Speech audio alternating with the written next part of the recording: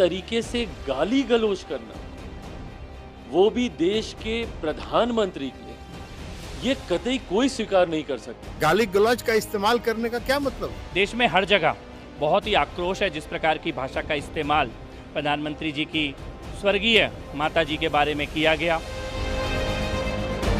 प्रधानमंत्री जी अब तक तो विदेश में थे, कितने दिन हो गए ये बात आए हुए, यहाँ आए हैं भारत तो उनको रोना आया, विदेश में ठहाके लगा रहे थे।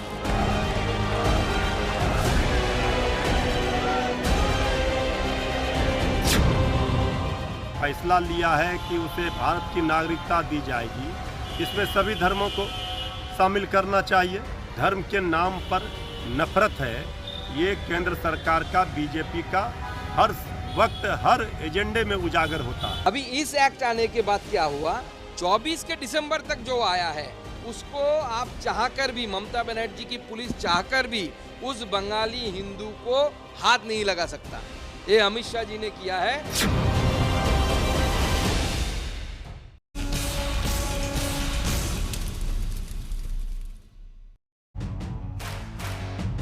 नमस्कार, हल्ला बोल में आपके साथ मैं हूं अंजना ओम कश्यप। आज केंद्रीय गृह मंत्री अमित शाह ने बिहार बीजेपी कोर ग्रुप के साथ एक बड़ी बैठक की है। बैठक बहुत बड़ी मानी जा रही है क्योंकि एनडीए में सीट के बंटवारे पर अभी सहमति नहीं बनी है। उधर राहुल गांधी की वोटर यात्रा के असर और उसी वोटर यात्रा के दौरान प्रधानमंत्री नरेंद्र मोदी की मां के अपमान को लेकर बिहार के परसेप्शन को, वहां पूरा मुद्दा, उस परसेप्शन को आंकने के मद्देनजर भी बैठक को अहम माना जा रहा है। कल एनडीए की महिला नेता पीएम की मां के अपमान के खिलाफ बिहार बंद की अगुवाई करेंगी। इस बीच आज पटना में तेजस्वी यादव ने आरजेडी नेताओं के साथ बड़ी बैठक की है। वैसे तो दावा हुआ कि मीटिंग में वोटर यात्रा की सफलता की चर्चा हुई, लेकिन वोटर यात्रा को लेकर बिहार कांग्रेस में भी खूब उत्साह है। बिहार में कांग्रेस की खुद की ताकत को पार्टी बढ़ा हुआ मान रही है। उधर राहुल गांधी ने अभी महागठबंधन के सीएम दावेदार के तौर पर तेजस्वी यादव के नाम पर कुछ भी खुलकर नहीं बोला है, बल्कि चुप्पी साध ली है। सवाल है कि क्या बिहार में अभी दोनों खेमों में पेच फंसा हुआ है कि एनडीए के सीट बंटवारे के लिए शाह की पंचायत करनी पड़ रही है आज। लेकिन हल्ला बोल के हम बहस शुरू करें उससे पहले ये रिपोर्ट। बिहार की रणनीति क्या हो, दोनों खेमों में माथापच्ची शुरू हो गई है। प्रधानमंत्री नरेंद्र मोदी की मां को कहे गए अपशब्द पर 4 सितंबर को एनडीए के बिहार बंद से पहले दिल्ली में अमित शाह के घर पर बीजेपी कोर ग्रुप की बैठक हुई। संगठन की ताकत, एनडीए कोऑर्डिनेशन, नीतीश सरकार का प्रदर्शन, जमीनी फीडबैक और राहुल की वोटर यात्रा जैसे मसले बीजेपी के चुनावी चिंतन का हिस्सा हैं। और कयास इस बात पर भी लग रहे हैं कि क्या बिहार एनडीए में सीट बंटवारे और नीतीश के चेहरे को ही आगे रखने की रणनीति में किसी बदलाव की संभावना तो नहीं बनेगी। इस बीच जब अमित शाह ने बिहार की रणनीति तय करने की कमान संभाल ली है, तो 15 सितंबर को प्रधानमंत्री नरेंद्र मोदी का एक और बिहार दौरे का कार्यक्रम सामने आया है। उधर दिल्ली में बीजेपी की चुनावी तैयारियों के बीच पटना में तेजस्वी यादव ने अपने घर पर आरजेडी विधायकों और पदाधिकारियों की बैठक बुलाई। इंटरनल बैठक में चुनाव को देखते हुए जो हम लोगों को काम करना है वो सारे निर्देश जो है इन लोगों को दिया गया है और उसमें संगठन के हर जिला के जिला अध्यक्ष, प्रधान महासचिव, जिला के पूर्व प्रत्याशी, सांसद और विधायकों को आज जो है बुलाया गया है। हम लोग को जो टास्क मिला है वो बाहर खाने में नहीं करनी है और हमको सरजमीन पर काम करना है। तेजस्वी यादव के सामने अभी कई चुनौतियां हैं। सबसे पहले तो उन्हें प्रधानमंत्री की मां के अपमान के मसले पर आरजेडी का दामन बचाना पड़ रहा है। किसी की भी मां को अपशब्द जो है नहीं बोलना चाहिए। हम लोग इसके पक्षधर नहीं हैं। जो 1000 लोगों का जो शोषण जो किए हुए थे, क्या नाम है वो बैंगलोर वाले, रवन्ना, उनके प्रचार में जो है प्रधानमंत्री मोदी जी जाते हैं। 50 करोड़ की गर्लफ्रेंड बोलने वाले मोदी जी, सोनिया गांधी जी को इतनी भद्दी भद्दी गालियां दी गई। नीतीश कुमार जी के डीएनए को ऊपर जो है सवाल उठाए गए। मेरे को भाजपा विधायक ने माँ बहनों की गालियां सदन में देने का काम किया। तेजस्वी की सीएम दावेदारी पर राहुल गांधी की चुप्पी भी आरजेडी खेमे की बेचैनी बढ़ाने वाली हो सकती है, क्योंकि कांग्रेस कैंप मान रहा है कि वोटर यात्रा पर राहुल को समर्थन मिला है। राहुल को पीएम दावेदार बताकर भी तेजस्वी उनसे सीएम का कमिटमेंट नहीं पा सके हैं। जबकि अखिलेश यादव तक तेजस्वी की सीएम दावेदारी को समर्थन दे चुके हैं। इस बार बिहार में एनडीए को खाट फेंकेंगे और अगले बार जब भी लोकसभा चुनाव होगा तो राहुल गांधी जी को प्रधानमंत्री हम लोग बनाने का काम करेंगे। बिहार को लेकर अभी तक आपकी पार्टी से साफ क्यों नहीं किया जा रहा कि तेजस्वी यादव सीएम बनेंगे बिहार में? बहुत अच्छे तरीके से एक पार्टनरशिप बनी है। हम मतलब सारी की सारी पार्टियां एक साथ जुड़कर काम कर रही हैं, कोई टेंशन नहीं है। तेजस्वी जी ने काम करके दिखाया यहाँ पर, और जब वो थे यहाँ सरकार में, जो फैसले लिए, जो काम रिकॉर्ड बना करके नौकरी देने का काम किया, उनसे बेहतर चेहरा क्या होगा। बिहार में महागठबंधन की रणनीतिक चुनौतियों के बीच केंद्रीय गृह मंत्रालय ने 31 दिसंबर 2024 तक भारत आए पड़ोसी देशों के प्रताड़ित अल्पसंख्यकों को रहने की इजाजत दे दी है, जबकि सीए कानून में नागरिकता पाने की कट ऑफ डेट 31 दिसंबर 2014 है। बिहार चुनाव के पहले इस कदम पर पार्टी लाइन के मुताबिक प्रतिक्रियाएं हैं। विपक्षी दल सिर्फ भ्रम फैलाने के काम करते हैं, नफरत फैलाने का काम करते हैं कि सीएए से किसी की नागरिकता जाएगी। एक भी उदाहरण नहीं है जिससे कि नागरिकता कहीं गई हुई हो। यह तो उल्टा नागरिकता देने वाला कानून है। देखिए, भारत की नागरिकता देने में भी भेदभाव धर्म के नाम पर नहीं होना चाहिए। ये जो तुष्टीकरण की नीति है, धर्म के नाम पर नफरत है, ये केंद्र सरकार का, बीजेपी का हर वक्त हर एजेंडे में उजागर होता है। विपक्ष के वोट चोरी के आरोपों के बाद बिहार के चुनाव में तनातनी बढ़ी हुई है और इसका असर चुनावी रणनीतियों में भी दिख रहा है। आज तक ब्यूरो। 3 खास मेहमान हमारे साथ अभी तक जुड़े हैं, 5 जुड़ने वाले हैं। हमारे साथ अजय आलोक, प्रवक्ता भारतीय जनता पार्टी के जुड़ गए हैं। अभय दुबे जी, प्रवक्ता कांग्रेस पार्टी के जुड़ गए हैं। अनुप्रिया यादव, प्रवक्ता जेडीयू की जुड़ेंगी। सुबोध मेहता आरजेडी के प्रवक्ता जुड़ गए हैं। वारिस पठान हमारे साथ एआईएमआईएम के जुड़ेंगे। अजय आलोक जी, बार बार आप लोग कह रहे हैं कि राहुल जी ने तेजस्वी का नाम नहीं लिया, तेजस्वी जी उनको पीएम बना रहे हैं। ये सच है कि राहुल गांधी ने खुलकर सीएम का नाम है, बल्कि उससे ज्यादा तो अखिलेश यादव कह रहे थे। लेकिन आपकी पार्टी में, आपके गठबंधन में क्या चल रहा है? यहाँ तो चिराग पासवान भी चुनाव लड़ना चाहते हैं, नीतीश कुमार का नाम करें, और सबसे पहले यही सवाल पूछा जा रहा है कि जो शिंदे साहब के साथ हुआ उसकी तैयारी तो नहीं है बिहार में। अजय आलोक जी, अभी मैं आपका शो देख रहा था, जस्ट आपके शो के पहले साहिल जी तमाम शिंदे साहब से सवाल पूछ रहे थे। शिंदे साहब आराम से फडणवीस जी का नाम ले रहे, सब कुछ कर रहे हैं। तो हमारे गठबंधन में गड़बड़ कहाँ है? चाहे महाराष्ट्र हो, चाहे बिहार हो, पूर्वोत्तर से पश्चिम देख लीजिए, उत्तर से दक्षिण देख लीजिए, हमारे यहाँ कोई गड़बड़ नहीं है। जना जी, बाय द वे, आपने जब राहुल गांधी जी का नाम लिया तो मुझे याद आ गया अचानक, वो 11 साल पहले एक पत्रकार ने इंटरव्यू में उनसे पूछा, क्या आप मोदी जी को अपने लिए एक चैलेंजर के रूप में देखते हैं? तो उन्होंने जवाब दिया, मैं देखता हूं महिलाओं को सशक्तिकरण कैसे किया जा सकता है, मैं देखता हूं महिलाएं कैसे आगे आए। फिर पत्रकार ने पूछा, क्या आप मोदी जी को कांग्रेस के लिए चुनौती देखते हैं? क्या आपका यूपीए का सुपड़ा साफ हो जाएगा? मैं देखता हूं कांग्रेस के पीछे महिलाएं कैसे खड़ी हों, मैं देखता हूं कि महिलाएं कैसे आगे आए। उसी तरह का जवाब इस बार भी था।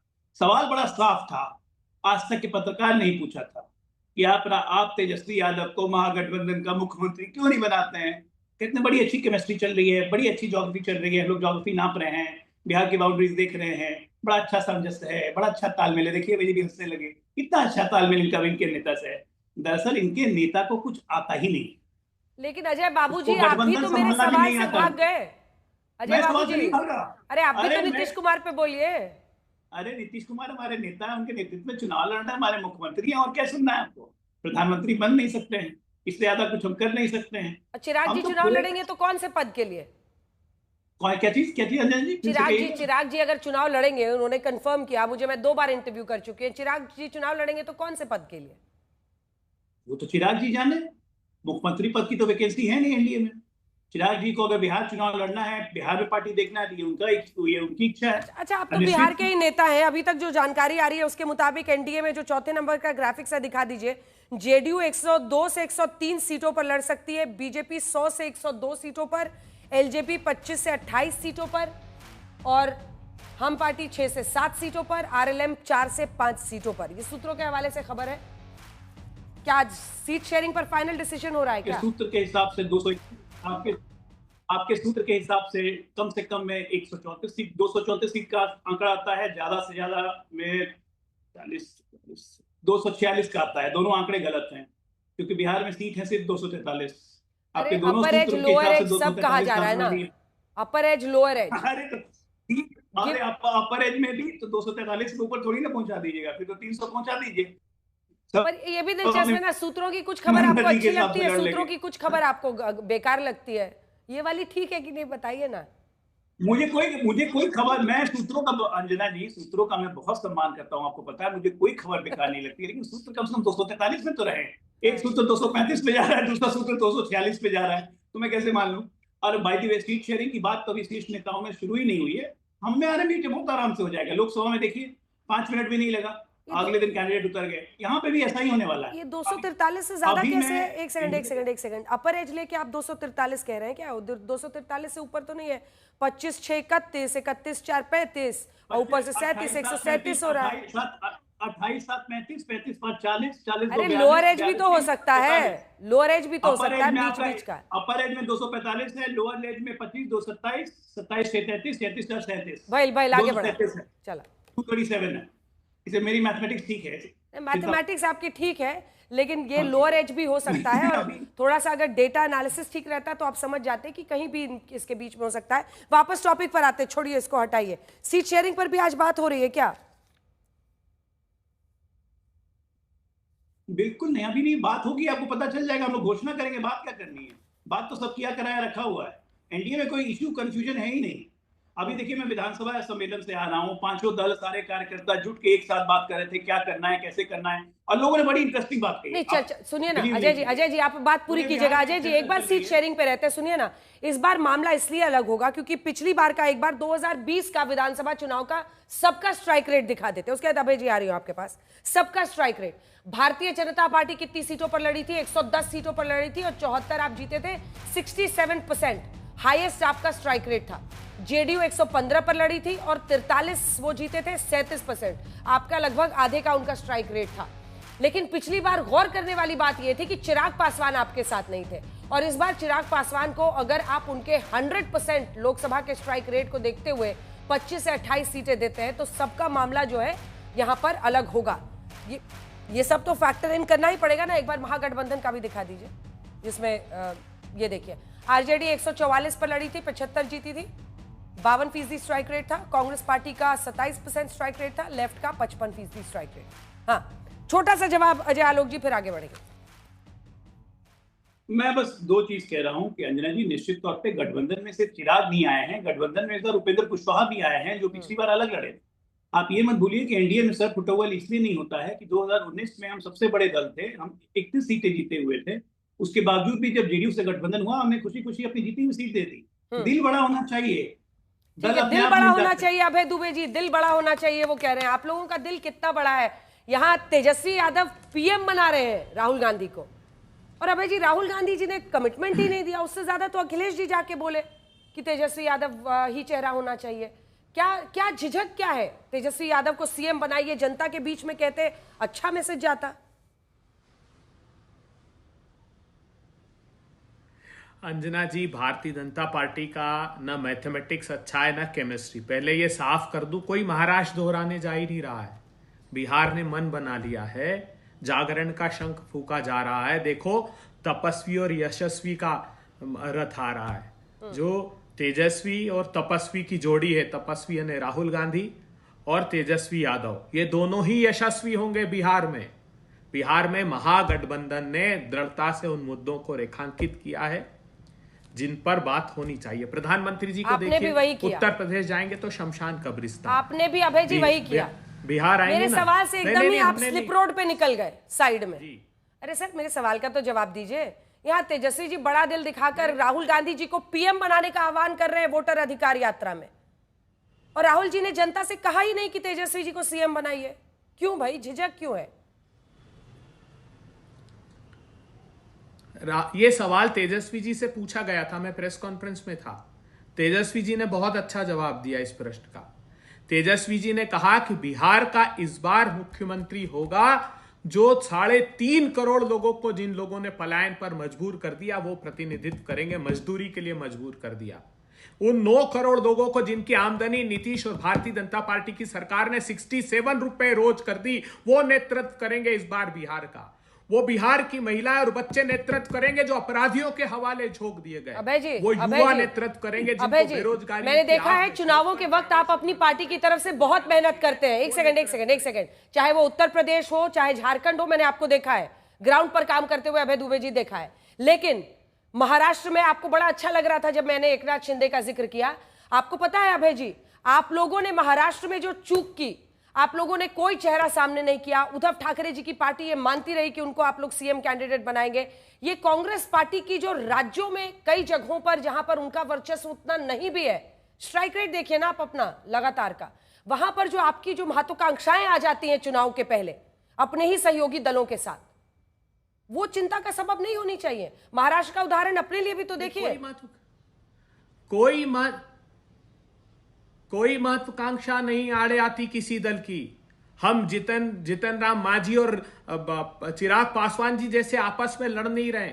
हम डीएनए के टेस्ट नहीं करा रहे नीतीश कुमार की तरह। अभी थोड़े दिन पहले प्रधानमंत्री कहते थे कि इतना अश्लील बात की नीतीश कुमार जी ने, क्या बिहार की मां बहनें उनको वोट करेंगी, क्या बिहार की मां बहनें, और गले लगा लिया सत्ता की भूख मिटाने के लिए। तो यह अवसरवादी नहीं दल है जो महागठबंधन है, यह बिहार के लिए अवसर तलाश रहा है। मैं इसलिए कह रहा हूं 70,000 करोड़ रुपए का स्कैम बिहार में हुआ। और मैं नहीं कह रहा हूं, कैग ने पहली बार आजाद भारत के इतिहास में लिख दिया कि हमें गबन की आशंका है। यूटिलाइजेशन सर्टिफिकेट नहीं दिए इन लोगों ने। आप कल्पना करिए, बिहार के 86% स्पेशलिस्ट डॉक्टर नहीं है तो खुद डॉक्टर है, 60% डॉक्टर्स की कमी है, स्टाफ की कमी है। बिहार के दरवाजे पर मुजफ्फरपुर की बच्ची जिसको नोच दिया बलात्कारियों ने, रेंगते रेंगते उसने अपनी जान बचाई और बिहार के पटना के मेडिकल कॉलेज के दरवाजे पर आई। 8 घंटे नीतीश और बीजेपी की सरकार ने हॉस्पिटल में प्रवेश नहीं दिया, दम तोड़ दिया एम्बुलेंस ने उस बच्ची की। उसका परिवार नेतृत्व करेगा अंजना जी इस बार। बहुत रोष है। और ये जो आप महाराष्ट्र का जिक्र कर रही हैं, दूसरे प्रांतों का वोट चोरी की सरकार, इससे बड़ा कोई खुलासा हो सकता है? हाँ प्रधानमंत्री जी, मां मुद्दा होगा। आप बिहार में आते हैं तो मुद्दा घुसपैठिया और गाली को बनाते हैं। ठीक है, उसी नियम से फिर कर्नाटक में भी वोट चोरी की सरकार है। उसी नियम से कर्नाटक में भी वोट चोरी की सरकार है। जो पे आपने मार डाला, उसी नियम से कर्नाटक में भी वोट चोरी की सरकार है। हमें वोट चोरी का इससे बड़ा खुलासा अंजना जी, उससे बहुत अधिक सीटें मिलती अगर वोट चोरी नहीं हुई होती इन प्रांतों में और केंद्र की सरकार में। ये जो बैसाखियों पर दिख रही मोदी सरकार, 4 चरण तक वाराणसी में पीछे थे कि नहीं थे प्रधानमंत्री? अजय आलोक जी, छोटा सा जवाब फिर मैं अन्य मेहमानों के पास जाऊंगी। और इसमें अजय आलोक जी एक सवाल मैं ये भी जोड़ रही हूं कि अभी ये जो सीए का कार्ड आप लोग लेकर आए हैं, मकसद क्या है इसके पीछे? अंजना जी देखिए, आदमी को पहले दुख होता है, वो दुख ही रहता है, बहुत दिन तक शॉक में जाता है। उसके बाद जब उसको रियलाइज होता है कि मुझे दुख होने लगा है तो उसका वो विलाप करना शुरू करता है, जैसे अभी पूरी कांग्रेस पार्टी विलाप कर रही है। कुछ मेहनती वर्कर होते हैं अबे भाई, जैसे पिछले 10 साल से लगे हुए कांग्रेस को चमकाने में, लेकिन कांग्रेस को चमकाने के चक्कर में चश्मे का 10 नंबर चढ़ गया और ऐसा चढ़ा कि पूरी की पूरी नजर बदल गई बिहार के बारे में। क्यों घृणा है भाई बिहार से आपको? इतने अच्छी सड़कें हैं, 24 घंटा बिजली है, आपके मध्य प्रदेश में नहीं रहती होगी, जो कि हमारी सरकार है 24 घंटे क्लेम नहीं कर सकते हैं, बिहार क्लेम करता है। आप तो बिहार से क्यों नफरत है? यहाँ के बैठे हुए हैं, उसके बाद भी बिहार को गाली दे रहे हैं बिहार की धरती पे बैठ के। लॉ एंड ऑर्डर इतना है कि रात में 12 से 1 बजे कहीं भी आ सकते हैं, घूमे रात भर घूमते रहते हैं बिहार में, तब भी बिहार को कोस रहे हैं। लेकिन अच्छा अजय आलोक जी, आप कहाँ बैठे हैं? दिल्ली में कि पटना में? दिल्ली में बैठे हैं कि पटना में? अरे सुनिए ना, मैं पटना में बैठा हूँ। पटना में बैठे हुए आपको उनके चश्मे का पावर दिख रहा है, कुछ भी मतलब अपने अभय जी स्टाइल में चश्मा लगाते हैं। अरे चश्मे की मोटाई नहीं देखी, स्टाइल आपने भी देखा, मैंने भी देखा है। अंजना जी ने नहीं, इनके चश्मे का मोटापा बढ़ गया है। ये अजय आलोक जी तो अबे भाई 1 मिनट में अजय आलोक उसको लड़ने की बात नहीं है ना। अच्छा पूरा कीजिए अजय जी, पूरा बुद्धि का मोटापा बढ़ गया। एक लाइन कंप्लीट कर लो। ठीक है, हाँ पूरा कर लीजिए। एक लाइन देखिए अभय जी, आप भी जानते हैं बिहार में अब इतने दिन से आप रह रहे हैं, 4 महीने से, मेरे यहाँ खाना खाने नहीं आए अभी तक, वो अलग बात है। लेकिन एक बात तो सच्चाई है, आप बुलाए थे खाने पे? बुलाए थे? नहीं बुलाया नहीं था, मैंने तो बुलाया था, इन्होंने नहीं बुलाया मुझे मध्य प्रदेश में। खैर मैं तो बुलाता, हम लोग बिहारी लोग हैं ना, अतिथि देवो भव हमेशा करते हैं। हम एनडीए हैं और आप एमजीबी हैं, महागठबंधन। ये सच्चाई है बिहार की, और बिहार की जनता जानती है। एनडीए मतलब नरेंद्र नीतीश दमदार असरदार है, और महागठबंधन मतलब मायूस गैंडी बैठा है। यही हाल है एनडीए और एमजीपी में, महागठबंधन में, और यही सच्चाई है। आप जितना विलाप करके बिहार में गए, विलाप की पराकाष्ठा निकली कि आपने माँ की गाली देना शुरू कर दिया। ये विलाप की पराकाष्ठा थी। जो गांव देहात में होता है कि औरतें रोते रोते रोते रोते गालियां देना शुरू कर देती हैं, वही काम आप लोगों ने किया है। नहीं, वापस लीजिए। गांव की औरतें बैठते गालियां देने लगती हैं, ये सब मत बोलिए। पुरुष गाली नहीं देते हैं क्या? वापस mister Ajay Alok, take it back, please don't stereotype women. मैं बिल्कुल, there is nothing against women, don't say this. Kind of thing they have done. इन्होंने जो काम किया है, बिहार की महिलाएं इन्हें माफ नहीं करेंगी। कल हमारा पूरा का पूरा महिला मोर्चा इनके खिलाफ बंद निकाल रहा है। और देखिएगा, हम लोग तो कोई लुटेरे हैं नहीं, हम लोग तो कोई दंगावादी पार्टी है नहीं। एक टायर नहीं जलेगा, एक गाड़ी की शीशा नहीं टूटेगा, किसी को रोका नहीं जाएगा। लोग स्वतः पूरे बिहार में 12 बजे तक दुकान नहीं खोलेंगी। कल ये स्वतः अनुप्रिया यादव जी, जल्दी से अनुप्रिया यादव जी, क्या जेडीयू भी ज्वाइन कर रही है? ये जो भारतीय जनता पार्टी की तरफ से प्रधानमंत्री नरेंद्र मोदी की मां के अपमान में जो शब्द कांग्रेस पार्टी के मंच से बोले गए, उस मुद्दे को कल जब बंद का आह्वान हो रहा है, आपकी पार्टी भी शामिल हो रही है? अंजना जी, सर्वप्रथम तो मैं एक बात कहना चाहूंगी कि हमारी बिहार की धरती, जहां पे माँ सीता का जन्म भूमि है, जहां पे नीतीश कुमार जी के शासन काल में लगातार आधी आबादी को इस कदर योजनाओं के द्वारा उनको प्रोग्रेस किया गया कि आज बिहार के योजनाओं में अब बिहार के विकास की गाथा लिख रही है। उस धरती पे कांग्रेस के मंच पे आकर के आदरणीय प्रधानमंत्री मोदी जी की स्वर्गीय मां को गाली गलौज कर दिया गया, और ये उम्मीद करते हैं कि हम उस गाली गलौज पे प्रतिक्रिया भी नहीं दें, चुप्पी साध ले और ये माफी भी नहीं मांगे। ये बहुत अभी लंबी हाँक रहे थे कांग्रेस के प्रवक्ता कि भाई 2 यशस्वी और पता नहीं किनकी यात्रा है। समझिए बिहार आपको क्या जानता है? बिहार जानता है लुटेरे और कौन से राजनीतिक दल से है वो? आपके मंच पे था, आपने कहा कि माफी बताइए ना, कौन सा राजनीतिक दल का है? सुन लीजिए अभय जी, निकल रहा है अभय जी, सुन लीजिए ना। मुझे पता है कि बात जब महिलाओं की सम्मान की आती है तब आपके हलक से आवाज नहीं निकलती, मोदी जी भी नहीं क्योंकि अभी फिलहाल आपकी मंशा क्या है कि अभय और सुन लीजिए अभय जी, लुटेरे और फरेबी की जो यात्रा निकली थी ना, वो बिहार की जनता जानती है कि लुटेरा है, एक फरेबी है। अरे लुटेरे आप कहते हैं लोकसभा चुनाव में आपके जहां सीटें आपके मिली, वहां इलेक्शन कमीशन ने आपके पक्ष में कर दिया।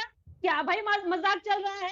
अरे इलेक्शन कमीशन को किस चश्मे से देखते हैं आप अपने चश्मे से नहीं, देश की जनता के जनमत से समझिए कि देश की जनता ने आपको उखाड़ के फेंका है, क्योंकि आपने बिहार की जनता को जिस तरह से लूटने का प्रयास किया। अंजना जी, आप तो जानती हैं बिहार को, और आप आती हैं बिहार में, आप देखती हैं कि नीतीश कुमार जी के शासनकाल में और एनडीए के शासनकाल में किस तरह से बिहार ने प्रोग्रेस किया है।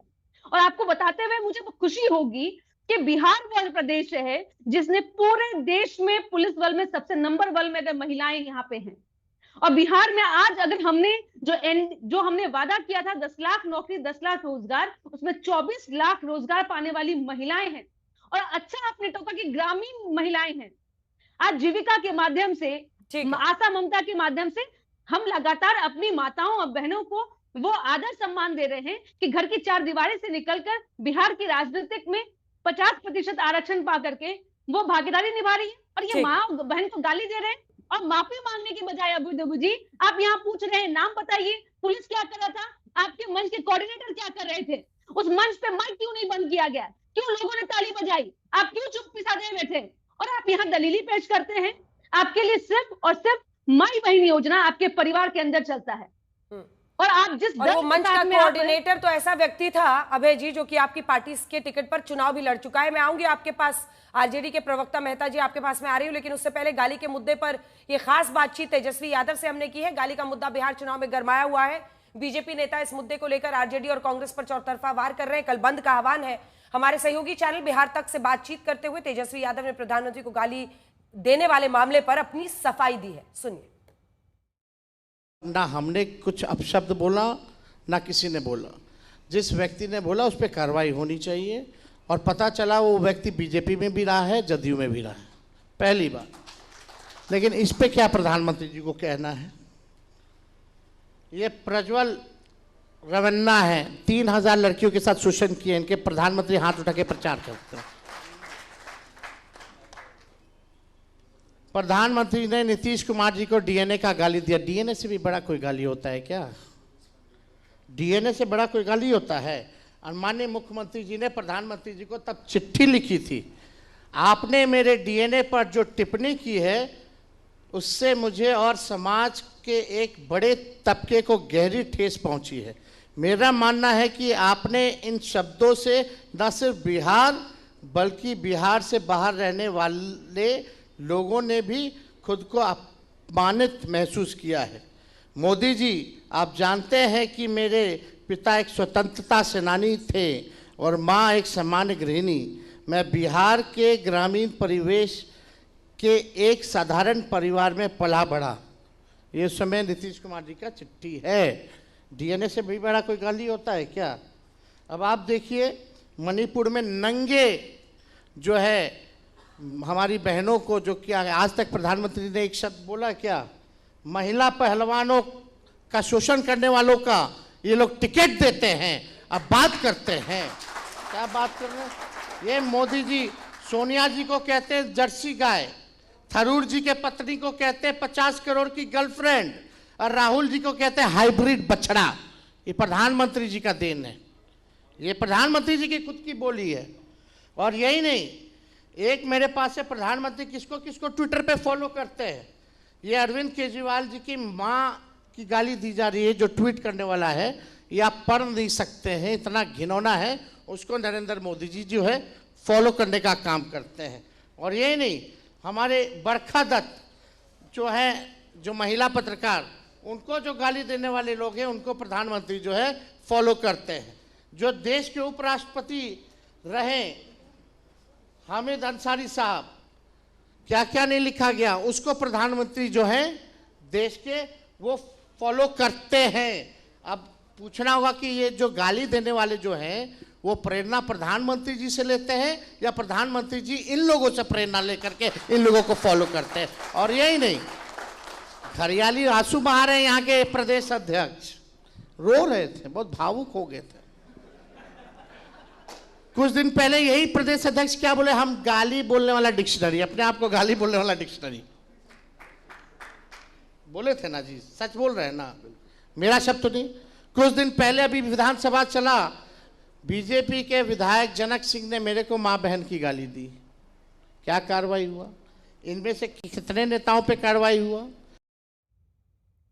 एक बार इसमें जवाब आप दे दीजिए। जो तमाम बातें कही है तेजस्वी यादव ने, बिहार तक का ये कॉन्क्लेव चल रहा है उसमें, उसके बाद मैं अजय आलोक जी जाऊंगी सीधा आरजेडी के प्रवक्ता के पास।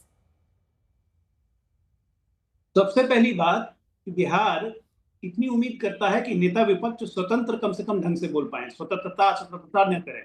दूसरी बात, जो उन्होंने तमाम आरोप लगाए हैं, इस पे दर्जनों बार बहस हो चुकी है, दर्जनों बार बात हो चुकी है। क्या ये सब तमाम आरोप लगाने से किसी को जस्टिफिकेशन मिल जाता है कि वो किसी को मां की गाली दे सके? दूसरी बात, ये कौन सा कार्यकर्ता है जिसकी ये तस्वीर दिखा रहे हैं, और ये किस आधार पे कह रहे हैं कि भाजपा जेडीयू में रहा हुआ है? फर्जी एआई से पहले शिवराज सिंह चौहान की तस्वीर क्रिएट की, जब हमने कहा कि ये फर्जी एआई से क्रिएट है तो वो तस्वीर हटा ली। अरे ये क्लियर कट ये इन्हीं का कार्यकर्ता है, कांग्रेसी कार्यकर्ता है। ये सवाल ये मानने में भी इन लोगों को अभी तक शर्म का एहसास नहीं होता है, अब बेशर्म की तरह बोल रहे हैं लगातार। ये विजुअल्स हम दिखा रहे हैं, लेकिन आप अभय जी इस पे आप क्या बोलेगा? तेजस्वी जी ने बोला है तो आरजेडी को डिफेंड करने दीजिए ना। ये कल की तस्वीरें हैं और टू विंडो एक बार दिखा दीजिए। हमने कल ही आज तक ने फैक्ट चेक किया है, शिवराज सिंह चौहान के साथ जिस शख्स की तस्वीर दिखाई जा रही है वो गलत तस्वीर है। मेहता जी को दिखाइए, आरजेडी के प्रवक्ता को, आरजेडी के प्रवक्ता को दिखाइए जी। ये दो तस्वीरें हैं आरजेडी। हाँ, अब जवाब दीजिए आप इस पे। ये तो गलत बात है। मोहम्मद रिजवी राजा जिन्होंने गाली दी है और जो नेक मोहम्मद रिजवी है वो तो गलत है, मतलब वो तो शिवराज सिंह चौहान के साथ उनकी तस्वीर है, वो तो बीजेपी के कार्यकर्ता है। और नेक मोहम्मद ने अब केस भी कर दिया है, कंप्लेंट फाइल की है। मिस्टर मेहता, देखिए अंजना जी, लगातार पिछले 11 सालों में जो मिनिमम लो हो गया है भारत के नेताओं के बीच में कि भाई गालियां दी जा रही है, और खासकर ये दरभंगा का जो केस है, इसमें पुलिस ने साफ ये कह दिया है कि भाई ये पॉलिटिकल पार्टी कांग्रेस और राष्ट्रीय जनता दल का ये व्यक्ति है ही नहीं, ये कोई और अन्य व्यक्ति है। जिस स्टेज का आप जो है वीडियो दिखा रही हैं वो स्टेज भी दूसरा है। जो कोऑर्डिनेटर था वहाँ कोऑर्डिनेटर भी नहीं थे, कोई राष्ट्रीय जनता दल या कांग्रेस का कोई वहाँ नेता नहीं था। अब जहां तक बात रही अजय आलोक जी की, इन्होंने बात कहा कि भाई ये लगातार इस तरीके का एग्जाम्पल देके आप डिफेंड नहीं कर सकते हैं। तो मैं कहना चाहता हूं कि बिहार के मुख्यमंत्री जो डीएनए का रिपोर्ट मांग रहे थे, 1 करोड़ जनमानस के जो बाल काटकर प्रधानमंत्री जी से दिल्ली भेजा था उन्होंने, उसका रिपोर्ट कब आएगा? और अभी जेडीयू की प्रवक्ता जो कह रही थी कि भाई बिहार तरक्की कर गया है, तो विफलताओं की इमारत बिहार सरकार ने जाति गणना के आधार पे दिया था, जहां पर 6% ग्रेजुएट हैं सिर्फ बिहार में, 65% लोग जो हैं वहां पे 10,000 रुपया महीना भी नहीं कमाते हैं। सबसे गरीब अगर किसान कहीं पर है तो वो बिहार में है। जो जिस बिजली की ये बात करते हैं, 1 नेशन 1 इलेक्शन की बात करते हैं, 1 नेशन 1 इलेक्ट्रिसिटी टैरिफ की ये बात क्यों नहीं करते हैं? सबसे कम बिजली बिहार में जो है यूज किया जाता है। जिस रोड की ये बात करते हैं, आपको पता होगा नेशनल हाईवे 1 लाख पर मात्र 4 किलोमीटर बिहार में है, गुजरात में 16 है। आर्थिक न्याय की बिहार सरकार और तेजस्वी प्रसाद यादव बात कर रही है। जिस प्रोजेक्ट की ये बात करते हैं माननीय प्रधानमंत्री, जब भी बिहार जाते हैं पिछले 10 सालों में मात्र 85,000 का करोड़ का प्रोजेक्ट दिया है, और गुजरात में 2,85,000 का करोड़ का प्रोजेक्ट दिया है। बजट आप देखिएगा तो इस बार भी बजट में लगभग 80,000 सेमीकंडक्टर के नाम पे प्रोजेक्ट दिया है गुजरात को। 1,75,000 करोड़ आंध्र प्रदेश को प्रोजेक्ट दिया है, 85,000 जो है आपको प्रोजेक्ट दिया है महाराष्ट्र को पोर्ट बनाने के लिए, और ग्रीन पावर एनर्जी के लिए आंध्रा को दिया है। तो बिहार के साथ लगातार अन्याय कर रहे हैं प्रधानमंत्री जी। डेवलपमेंट प्लान पे हम लोग लगातार हैं। छोटा सा जवाब अजय आलोक जी, फिर मैं आ रही हूँ आपके पास, आ रही हूँ वारिस भाई, आ रही हूँ उसके बाद। अंजना जी, मैं आप ही को याद दिलाता हूँ, किसी और को याद नहीं दिलाऊंगा। आज से 1 अप्रैल को जब 1 जनवरी फरवरी में जब बजट पेश हुआ था, तो आपके चैनल पे एक बार नहीं लगातार 3 दिन डिबेट हुई कि ये बिहार बजट है, ये बिहार बजट है, ये बिहार बजट है, बिहार का चुनाव जीतना है, बिहार बजट है। कैसे सुबोध भाई इतने नॉलेजेबल होके आप ये बोल रहे हैं? मैं जानता हूँ कि कहाँ से बोल रहे हैं। सिर्फ 1,25,000 करोड़ का पैकेज मिला है। 1,25,000 करोड़ का पैकेज तो 2015 में मिल गया, उसके बाद पता नहीं कितना मिला। हर बार प्रधानमंत्री आते हैं, 70,000 करोड़ तो बजट में एलोकेशन हुआ था बिहार को। 70,000 करोड़ एलोकेशन बीच में नहीं। हर बार आते हैं 15,000 करोड़, 13,000 करोड़, 12,000 करोड़। बिहार में लगातार 3 नए नेशनल हाईवे का, एक्सप्रेसवे का भी अनाउंसमेंट हुआ है। ठीक है, 42,000 करोड़ का तो अकेला वही पैकेज है। 2 लाइन का रिबटल मिस्टर मेहता। विकास के मामले में आरजेडी, सपा और कांग्रेस, कृपया करके बीजेपी को चैलेंज और जेडीयू को चैलेंज मत कीजिए। विकास का नजरिया हमारा आपका कंप्लीटली डिफरेंट है। ठीक है मेहता जी, 2 लाइन का रिबटल। ठीक है अजय जी रुकिए 1 सेकंड प्लीज, मुझे जाना है वारिस भाई के पास जल्दी। देखिए अजय भाई, मिनिस्ट्री ऑफ स्टैटिक्स का जो रिपोर्ट है मंत्रालय का, नरेंद्र मोदी जी के मंत्रालय का, आप जाके आज ही चेक कर लीजिएगा। पहली बात, जहां तक आपने हाईवे की बात की, आज भी जो है न्यूज़पेपर में, हर न्यूज़पेपर में ऐड आया हुआ है। जो बक्सर से भागलपुर का है वो ऑलरेडी बना हुआ है। जो बात आप पटना से पूर्णिया के लिए आपने प्रोजेक्ट की बात कही है वो ऑलरेडी बना हुआ है। तो जिस रोड और हाईवे की आप बात करते हैं वो ऑलरेडी एग्जिस्टिंग रोड है, उसी में आप मरम्मत कर रहे हैं। ये बार बार उसी पैसे को बार बार जोड़कर ये आप बता दे रहे हैं। ये तो मैं एकदम चैलेंज कर रहा हूँ, 85,000 करोड़ का प्रोजेक्ट बिहार को मिला है। अरे तो अभय दुबे जी से शिकायत कीजिए ना, उनकी पार्टी ने इसको कह दिया था कि ये बिहार का बजट है, यूनियन बजट को बिहार का बजट कह दिया था कांग्रेस पार्टी के नेताओं ने। वारिस जी देखिए ना, अब वारिस जी आपके पास आ रहे हैं। बिहार चुनाव से पहले नागरिकता कार्ड जो ये 31 दिसंबर 2024 तक जो भारत आए लोग थे, पड़ोसी देश, नंबर 2 का जो ग्राफिक्स है दिखा दीजिए। पड़ोसी देशों के अल्पसंख्यकों को रहने की इजाजत, सीएए के तहत कट ऑफ डेट 31 दिसंबर 2014 था पहले, और अब जो एग्जीक्यूटिव ऑर्डर आया है उसके तहत 2024 तक इसे कर दिया गया है। आप लोगों को तो इसमें मौका दिख रहा होगा इस मुद्दे में। देखिए अंजना जी, बिल्कुल बिहार का चुनाव चल रहा है, उस पर भी हम बात करेंगे, लेकिन एक बहुत अहम मुद्दा आपने जो भी लिया था, गाली के ऊपर दिया था अंजना जी, जिसमें मेरी राय ये है कि कितने भी वैचारिक मतभेद हो, मनभेद हो, पॉलिटिकली डिफरेंसेस हो, लेकिन किसी को भी किसी की माँ को गाली देने का अधिकार है ही नहीं। और जिसने हमारे देश के प्रधानमंत्री मोदी जी की मरहूम माँ को गाली दी, उसको तो कड़ी से कड़ी सजा मिलनी ही चाहिए, सजा से बचना ही नहीं चाहिए। कायदा कानून बना तो गालियों का। और साथ ही साथ अंजना जी एक बात मैं और यहाँ पे बोलता चलूंगा कि वारिस पठान की भी माँ मरहूम हो चुकी है, मेरी माँ को भी मरे 20 साल हो गए, मगर जब मुझे भी सोशल मीडिया का ये बीजेपी वाला जो 2 रुपए का ट्रोल है, रोज मेरी मरी हुई माँ को गाली बकते हैं लोग, उनके खिलाफ क्या एक्शन लिया जाएगा? अजय आलोक बताइए, क्या एक्शन लेगा बीजेपी उनके खिलाफ? देखो, माँ सबकी माँ है, जितने दर्द से अजय आलोक आपकी माँ ने आपको पैदा किया है, उतने ही दर्द से वारिस पठान को उसकी माँ ने भी पैदा किया है। माँ का, बहनों का सम्मान होना ही चाहिए। और मैं तो बोल रहा हूं, किसी के भी स्टेज से गाली दिया है नरेंद्र मोदी की माँ को, उसको सजा दो आप, लेकिन साथ में कानून बनाने बोलो ना मोदी को कि क्यों नहीं, दूसरे की माँ माँ बहन नहीं है क्या? हमारी माँ माँ नहीं है, आपकी माँ माँ है। और वो आपके जो प्रवक्ता लोग टीवी के ऊपर बैठ के, नेशनल टीवी पे अंजना जी आपका शो हजारों करोड़ों लोग देखते हैं, यहाँ पर बैठकर माँ बहनें माताएं सब देखती है। उनके सामने बीजेपी के प्रवक्ता ने एक कांग्रेस के प्रवक्ताओं को उसकी माँ के बारे में इतनी गंदी अल्फाज इस्तेमाल किया था, उसके बारे में क्या बोलेंगे? उसके खिलाफ क्या एक्शन लेगा बीजेपी? कोई एक्शन। इसलिए बोलते ना अंजना जी की तुम एक उंगली सामने वाले की तरफ रखोगे, 4 उंगली आपकी तरफ। क्योंकि कल आप लोग इस मुद्दे को उठा रहे हैं, तो मुझे लगता है एक आंतरिक सफाई भी आपको करनी पड़ेगी, क्योंकि अनेकों वीडियोस हैं, उसको भी देखिए। बिल्कुल। आपको क्या लगता है कि ये नहीं देखा जा रहा है? ये ऑलरेडी देखा हुआ, उनको सो कॉश नोटिस दी हुई है, वो जवाब भी देंगे, पार्टी कार्रवाई भी करेगी, इसमें कोई शक नहीं है। कार्रवाई तो हम ही करते हैं, बाकी किसी ने आज तक कार्रवाई की क्या? वारिस भाई, आपकी माँ को मरूम हुए 20 साल हो गए, मेरी माँ को भी मरूम हुए 11 साल हो गए। माँ की गालियां सबको मिलती हैं राजनीति में, ठीक है, लेकिन कंप्लेन जिसने किया और तब एक्शन नहीं हो, तब आप बोलिए। आप ये बताइए कि जिस प्रवक्ता की आप बात कर रहे हैं, पुलिस कंप्लेन क्यों नहीं की? उसी दिन करते हैं ना पुलिस कंप्लेन, जाके उसी दिन करना चाहिए था पुलिस कंप्लेन। प्रधानमंत्री को गालियां दी गई, हमने उसी दिन पुलिस कंप्लेन किया, पटना में भी, दरभंगा में भी, हर जगह FIR हुई, तब एक्शन हुआ। अगर एक्शन नहीं होगा, बचाने की कोशिश की जाएगी, तब बोलिएगा ना। बिहार का इतिहास तो आप भी जानते हैं, बिहार में कितनी गालियां दी गई। नीतीश कुमार को मंच से बोला गया, नीतीश कुमार के बारे में क्या क्या बोला गया, ललन सिंह के बारे में क्या क्या बोला गया, मानहानि का ही मुकदमा हुआ, वापस किया गया, बहुत चीजें हुई हैं। और राजनीतिक शुचिता गिराने का ठेका बीजेपी का जो ट्रोल आर्मी है, उनके खिलाफ एक्शन लेंगे या नहीं लेंगे? जो रात दिन गालियां बकते हैं, और यूपी में समाजवादी पार्टी गालियां बकी जाती है, मेम्स बनाए जाते हैं, शुचिता में पढ़ते ही नहीं खिलाफ क्या वारिस भाई? आप शुचिता में आपकी एक तारीफ करूंगा, सबसे बड़ा तो ट्रोल आर्मी आप लोगों का है ना। आपकी पार्टी जो है ना, आपकी पार्टी शुचिता के चक्कर में ही नहीं पड़ती। उनके लिए बंद करेंगे भारत 15 मिनट के लिए पुलिस हटा लो, उनके लिए बंद कर देंगे, उनके लिए बंद का आप तो सीधा करेंगे 15 मिनट के लिए पुलिस हटा लो, काम खत्म कर देंगे। गालियां बकते हैं मोबाइल के ऊपर, सोशल मीडिया पे, सोशल मीडिया करना बंद कर दिया, कमेंट पे जाना बंद कर दिया। इतनी गालियां आप बकते हो, 15 मिनट के लिए नहीं, बेकसूर जो है, जो दुनिया में उनको गालियां बक रहे हैं आपके बीजेपी और यहाँ बात करें बिल्कुल हरीश, उनके खिलाफ कब एक्शन लेंगे? चलिए बताइए आप।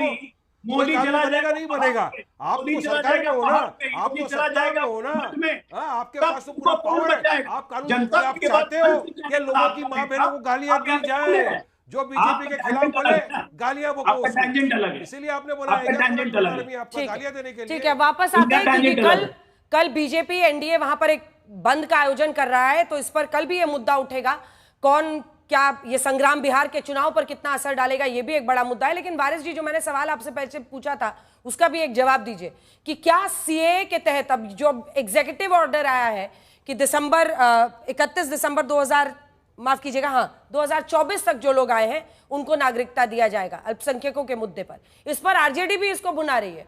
वो कह रहे हैं कि जो मुस्लिम समुदाय है उसको क्यों नहीं शामिल किया जा रहा है। तो आपकी पार्टी तो इसको मौके की तरह इस्तेमाल करेगी ही, आप अपने मुस्लिम वोट को कंसोलिडेट करने के लिए इस बात का खूब प्रचार करेंगे, है कि नहीं? नहीं, मुस्लिम, अरे बिल्कुल करेंगे, क्यों नहीं करेंगे। मुसलमानों के हित के लिए तो हम जा रहे हैं, मुसलमान दलित पिछड़ा हुआ समाज के हित के लिए तो वहां पे प्रचार करने के लिए जा रहे हैं। मतलब लेकिन आपने अच्छा करा, मुसलमानों की मौका दिखेगा आपने देखा धर्म के नाम पर बंटवारे का।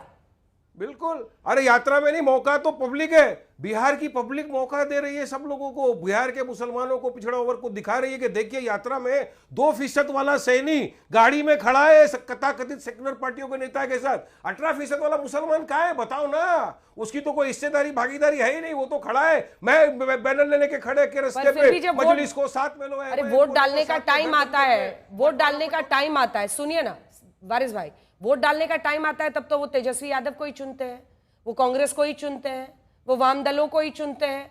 आपको कितनी सीटें आई थी?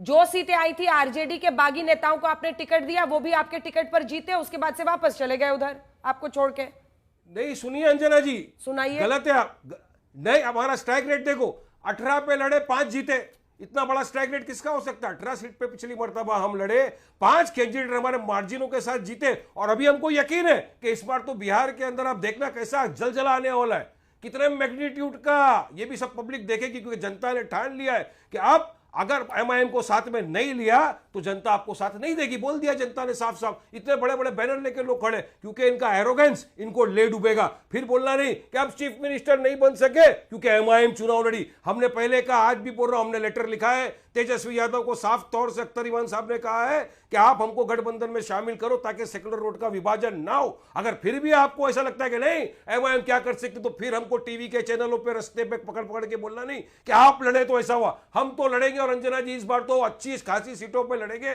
और कितनी लड़ेंगे डिसाइड होगा बहुत जल्दी, आपको पता चलेगा। लेकिन मुझे जो बिहार से हमको भी रिपोर्ट आ रहे, हमारे भी लोग रस्ते पे, हमारे भी वहां पे एजेंट है, हम लोग ने भी काम किया है पूरा, मेरे को यकीन है इस मर्तबा पहले से बहुत ज्यादा मात्रा में अभय दुबे जी बिहार होगी। वो कह रहे हैं कि हमने बाकायदा चिट्ठी लिखी है, जो एंटी बीजेपी या एंटी जेडीयू वोट्स है, एंटी एनडीए वोट्स मान लीजिए, वो ना बटे, इसके लिए उनको शामिल कीजिए। आप लोग करते नहीं है, फिर बाद में कहते हैं बी टीम है। नहीं, हम तो कहते हैं इनके समर्थकों से और इनसे कि मोदी जी आ रहे 15 तारीख को, वहां तख्तियां लेकर खड़े रहना कि अब ऑफिशियली मोदी जी हमारे को आपकी पार्टी में शामिल कर लीजिए। ये क्या लिख रहे हैं अखबार जानती हैं आप? बिहार के पुलिस के हवाले से लिख रहे हैं कि ओवैसी का समर्थक था जिसने गाली दी। तो ये क्या साठगांठ है कि कांग्रेस के मंच पर नियोजित रूप से आपके प्रति सिंपैथी रखने वाला आदमी प्रधानमंत्री जी को गाली दे और प्रधानमंत्री जी मुद्दा बनाए, और इनके मुंह से नाम नहीं निकल रहा है कि किस राजनीतिक दल का समर्थक है। अभी बड़ी खबर आ गई है, अभय दुबे जी अब क्लेम कर रहे हैं कि बीजेपी का नहीं। ठीक है, एक सेकंड अभय जी क्लेम कर रहे हैं कि जैसा तेजस्वी जी ने कहा वो बीजेपी का नहीं, वो एमआईएम का आदमी है, वैसी का आदमी था। ये जो रिजवी है वो तो वारिस जी वो कह रहे हैं। अभय जी क्या एविडेंस है? ये गलत है अजय दुबे, इसको प्रूव करो। गलत है, टोटल झूठ बोल रहे हैं। अगर इनके पास प्रमाण नहीं है, इनके खिलाफ डिफेमेशन केस फाइल करूंगा। ठीक है, अभय जी को पूरा इल्जाम अगर आप नेशनल टीवी के ऊपर बैठ कर किसी के ऊपर लगाएंगे, हमारा स्टेज भी नहीं था। देखिए, प्रूफ कीजिए, कह रहे हैं वो। हमारा ना स्टेज था, ना हमारा इंसान था, कौन था वो? आपका स्टेज था, राहुल गांधी आने वाले थे, तेजस्वी आने वाले थे, उस स्टेज से बोला है। आप पूरा समाचार पत्र वारिस भाई को पूरा करने दीजिए। वारिस जी प्लीज अभय जी को बोलिए। वो प्रूफ कर रहे हैं अभी। मोहम्मद हिंदुस्तान समाचार पत्र में छपा है, इसी के हवाले से कह रहा हूं कि वो ओवैसी जी के लिए सिंपैथी रखता था, उनके राजनीतिक दल का नहीं था। लेकिन ये बात भाजपा क्यों नहीं कहती? आपने सीए का मुद्दा उठाया, अरे भारतीय जनता पार्टी और चुनाव आयोग ने 8 करोड़ बिहार के नागरिकों को कह दिया कि तुम नागरिक नहीं हो बिहार प्रांत के, जब तक कागज पर साइन नहीं कर दोगे, जब तक तुम कागज पर साइन नहीं करोगे, तुम्हारी नागरिकता नहीं मानी जाएगी। हमारी पार्टी का है, हमारी पार्टी से जुड़ा हुआ है, उसका कोई प्रमाण कैसे अल्फाज, वरना अपने अल्फाज वापस लो। पार्टी का, अरे हिंदुस्तान, अंजना जी इनको बोलिए माफी मांगे पूरे देश के सामने। भाई मेरे अखबारों में छपा है, चाहता था मेरे दोस्त अखबारों में छपा है, लोग भी ओवैसी को चाहता पूरा तो करने नहीं चाहते, हम नहीं चाहते, हम नहीं चाहते भाई। मेरे को अंदर रखते हैं, बात बोलते नहीं जुबान से, लेकिन चाहते तो सब है, चाहते तो सब है। तो क्या सबके सब सिंपैथाइजर सब पे केस कर देंगे?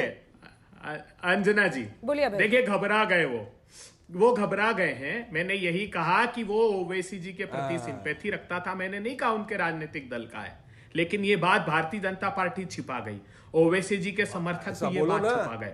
मैं पूछना चाहता हूं भारतीय जनता पार्टी से कि क्या इसका सिला ये दोगे कि हमारे कार्यकर्ताओं को प्रधानमंत्री जी आप निर्देशित करके के कार्यालय पर हमला करवाओगे, लहूलुहान कर दोगे? अरे बिहार के चप्पे चप्पे को पहले ही लहूलुहान कर दिया, 10 बड़े उद्योगपतियों को घर में घुसकर गोली मारी, माफी मांगना चप्पे चप्पे पर अस्पताल में घुसकर गोली मार रहे हैं, हत्यारे। आपको अंजना जी ने कहा कि प्रमाण दीजिए, मैंने प्रमाण मांगा, आप नहीं दे सके, अब आप आ गए सिंपैथाइजर पे। बिल्कुल प्रमाण है। इतना बड़ा बेबुनियाद इल्जाम लगाने के पहले 10 बार सोचो। कांग्रेस की सबसे बड़ी जो बात है, आप लोग को पता चला, आप इंटरनल है ना, कभी भी नहीं झांकते, अपने अंदर झांकते नहीं। आपकी हार की वजह आप खुद हो, आप लोगों की हार की वजह आप खुद हो। इल्जाम दूसरों के हमेशा ठेकता है, दूसरों के सर पे हार का ठेकरा ठोकना। आप तख्तियां लीजिए मोदी जी के सामने और कहिए। अजय आलोक जी, क्या ये बात आप लोगों ने दबा दी है, छिपा दी है कि वो व्यक्ति जिसने ये गालियां दी है वो तो सीधा कह रहे हैं अभय जी कि वो फीलिंग्स क्या, मतलब सॉफ्ट कॉर्नर, मतलब कुछ इमोशंस, सिंपैथी कह रहे थे, वो सिंपैथी रखता है ओवैसी के लिए? डिबेट के शुरुआत में मैंने जब कहा था कि अभय जी का चश्मा का नंबर 10 बढ़ गया है, फिर ये पर्सनल बात है। नहीं, ये बात ने कहा था बहुत स्टाइलिश बात। अरे आप तो डॉक्टर साहब, स्टार्टिंग ओपनिंग में अभय जी ने इतना किलोमीटर दूर से चश्मे का पार दिख रहा है। अभय जी ने कहा कि ये भाजपा का आदमी है, जिसपे मैंने क्लियर किया था कि एआई जनरेटेड तस्वीर है, और ओपनिंग के 40 मिनट बाद इनको हिंदुस्तान का पेपर नजर आ रहा है। इनकी बुद्धि इनके मोटी चोर और की ज़बान दाढ़ी में लंबी तिनका है। इसी को कहते हैं। पूरे डिबेट के 40 मिनट बीत गए, डिबेट खत्म होने पे इनको हिंदुस्तान का पेपर नजर आ रहा है। कुछ सारा काम करवा के कांग्रेस ये गाली देके, यहाँ पे आरजेडी या कांग्रेस मिलकर गाली देके अपने समर्थक को खुश कर रहे हैं। आप कौन समर्थक है आपके जो प्रधानमंत्री को मां की गाली देने पर खुश होता है? दोनों की दिखाई दे रही है। ये इसकी कौन खुश होता है प्रधानमंत्री को गाली देने से? ये पूरा देश जानता है अभय दुबे, पूरा देश जानता है। घिनौना पर काम मत कीजिए, घिनौना मत कीजिए। हमारी आदत नहीं उस स्तर पे जाने की, बिहार हमारी आदत नहीं है। अधिक नंबर बढ़ते ना तो अंधे हो जाएंगे। टीवी पर बैठकर तो अच्छा हुआ अंजना जी ने 40 मिनट बाद इनको हिंदुस्तान का पेपर दिख रहा है। 40 मिनट पहले इनको बीजेपी का आदमी दिख रहा है। आपने डिबेट में अभी आपके डिबेट पे पूरे दर्शक अरे 4 दिन से छप रहा है, 4 दिन से ओपनिंग में क्या छप रहा है, आपको नहीं दिखा। अभी इनको 40 मिनट बाद इनको हिंदुस्तान दिख रहा है। जानबूझ के सुनियोजित तरीके से ये गाली दिलवाई गई है। सुनियोजित तरीके से 10 मिनट पहले वहां से राहुल आरजेडी पर आरोप लगाना, उसके बाद वहां पे नारे लगे हैं, गाली दी गई है। क्या बात कर रहे हैं ये? झंडा इनका, बैनर इनका, और उसमें गाली देंगे ये। अनुप्रिया जी नहीं, अब अंजना जी, मैं अभय जी से ये उम्मीद नहीं कर रही थी कि आपने एक तो माफी मांगने के बजाय आप नया नया एक तरकीब ढूंढ रहे हैं। कभी कह रहे वो जदयू का था, कभी भाजपा का था, वारिस जी की पार्टी का कह दिया। अरे एक लफ्ज बोलने में क्यों आपको झिझक हो रहा है कि आपके मंच का दुरुपयोग किया गया? और दूसरा, सुबोध मेहता जी कह रहे थे, बहुत आंकड़ों की बात कर रहे थे। एक तस्वीर बहुत वीडियो वायरल हुई है तेजस्वी जी की, और वो सड़क जिस पर वो थोड़ा नृत्य कर रहे थे, थकान अपना मिटा रहे थे, वो नीतीश कुमार जी की देन है। वो लाइफलाइन बन गया है। और राघोपुर की भी पुल को आपको देखना चाहिए कि विकास हुआ है। एक मुद्दा है अंजना जी कि बिहार के विकास पे, चुनाव पे चर्चा ना हो, इस तरह की ओछी हरकत कर रहे हैं। कभी वो चोरी की बात करते हैं, अब तो माँ बहन पे भी आ गए लोग, माँ बहन की गाली देके मुद्दा बनाना चाहते हैं। तो बिहार की जनता ने इनको बता दिया है कि तुष्टीकरण की राजनीति नहीं चलेगी, ना एम समीकरण चलेगा, और ना पठान जी आप जो षड्यंत्र रच रहे वो चलेगा। ठीक है वारिस जी, जल्दी जल्दी 2 लाइन का रिस्पॉन्स। आ रही हूँ मेहता साहब। वारिस जी का फोन कट गया। चलिए मेहता जी। देखिए, बिहार पुलिस का आज रिपोर्ट आया है। बिहार के होम मंत्री नीतीश कुमार हैं। पुलिस के रिपोर्ट में कहा गया ना कांग्रेस का है ना आरजेडी का है, ओवैसी साहब से वो हमदर्दी रखता था। ये साफ पुलिस कह रहा है, हम नहीं कह रहे हैं। और यहाँ पे दुबे जी भी यही बात कह रहे हैं। जहां तक बात, एक बड़ी खबर आ रही है। दिल्ली में जिस तरह से बारिश का स्तर लगातार बढ़ रहा है, दिल्ली निगम बोध घाट को फिलहाल बंद कर दिया गया है। शवों को पचकुइया घाट भेजा जा रहा है। भारी बारिश की वजह से जो परिस्थिति बन रही है, यमुना जी का जल स्तर बहुत बढ़ गया है, पानी निगम बोध घाट तक पहुंच गया है। और ये परिस्थिति इस वक्त निगम बोध घाट की है, जिसकी वजह से ये किया गया है। इस बीच आपको बता दें, आज रात 8 बजे के आसपास दिल्ली में यमुना के जल स्तर पर एडवाइजरी जारी की गई है। 8 बजे के आसपास माना जा रहा है कि जल स्तर 207.4 मीटर तक पहुंचने का अनुमान है।